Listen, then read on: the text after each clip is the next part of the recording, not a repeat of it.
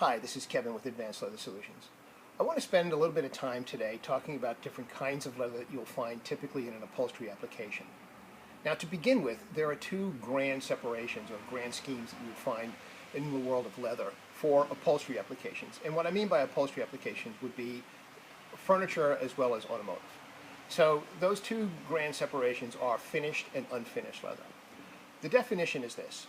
An unfinished leather is a leather that is strictly dyed and has no protective coating sitting on the surface. Whereas a finished leather is dyed, but then again there's an additional coating put on the surface that is pigment based. So one strategy of an unfinished leather is strictly dyed, and the other strategy of a finished leather has a protective pigmented coating on it. Now I want to show you some examples. Let's start first with an unfinished leather. So this is an unfinished leather that we have here. What we see is a color presentation that is strictly dyed. The dye permeates the cellular structure of the leather from front to back, which is a way you can tell what the actual color of the dye is by actually looking at the back side of the leather. The properties of this kind of leather are that they have a certain beauty associated with it that can't be beat with a dye. You're looking into the leather to actually see the color. The downside is that number one, tends to fade. So UV hits the wave, that particular wavelength hits the dye molecule, and it actually literally breaks it up. So the energy of a UV wavelength destroys the dye molecule, and consequently it leaches the color out. Number two, it's very absorbent. So just moistening the tip of my finger, depressing it against the leather, clearly leaves a reference. Now, so at household furniture, this is something that you wouldn't necessarily want to see because obviously you have a drop of wine hit this, it's going to soak in and darken the leather. So this is the unfinished class of leather. The second type of leather then has finished leather, of which there are many different varieties. So here's an example of a finished leather that has a pigmented coating on the surface. And so looking at the back side, it's dyed this, and then it's colored that.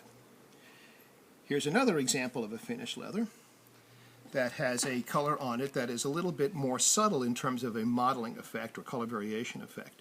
So this leather is dyed this and colored that. Here is an example of a more exaggerated differential. So you look at the underside here, so it's dyed this and then colored this. Now if you look at this particular piece of leather, you can see that there is color variation across the surface. Well, how is that attained? And this is one of the things that I really want to spend some time talking about. This is attained using something called a base and print concept. So what does this mean?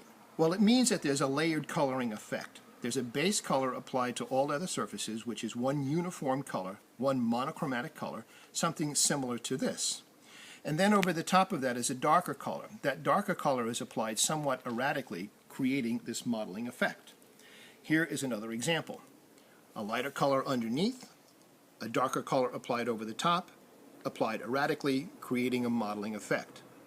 The whole purpose of doing this is to have something that has a little bit of organic nature to it, which is how leather would look in its organic state. So here's another example that shows a gradation effect of that darkening. So this is a dyed leather that was dyed this, then the base color was this color, and then multiple layers of the overlay color, which is called the print color, were applied to create this gradual darkening effect. So now, after the color is applied, the final step in the process is a clear coat. The clear coat is what dictates the actual sheen of the leather and is the primary protection that is applied to the leather. So here's two examples of two different kinds of clear coat. Look at this one here. You can see how it's pretty matte. Well, this one here is very glossy. So the clear coat also is what dictates the sheen. So let me review. We have leather that is originally dyed. It is dyed whatever color is going to be on the underside. A base coat is then often applied. Over the top of that is a darker color that we call a print coat, and then over all of that is a clear coat. Now, what's important to understand is that the manufacturers of furniture are assemblers. They just basically build the furniture, putting whatever leather they acquire onto it. So the people that actually understand leather are the tanneries that manufacture the leathers. Some tanneries don't do such a great job in actually putting the appropriate kind of chemical resistance and wear resistance into the clear coat, and consequently you end up with failure. If you have any questions about this or any other projects that we work on here at Advanced Leather, don't hesitate to call us or go to our website. Our phone number is 510-786-6059.